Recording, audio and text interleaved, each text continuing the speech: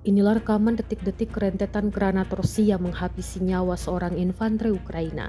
Amunisi granat jatuh dari drone yang dikendalikan operator Rusia. Rekamannya diunggah di Telegram pada Kamis 23 Januari 2025. Sebelum diserang, tampak ia pontang-panting berusaha menghindari serangan. Namun sayangnya, granat yang jatuh tepat mengenai sasaran. Ia pun terkapar meski awalnya terluka dan granat terakhir berhasil menghabisinya. Dalam keterangan unggahan disebutkan, Rusia mengklaim sukses melakukan penghapusan infanteri Ukraina di sekitar paritnya.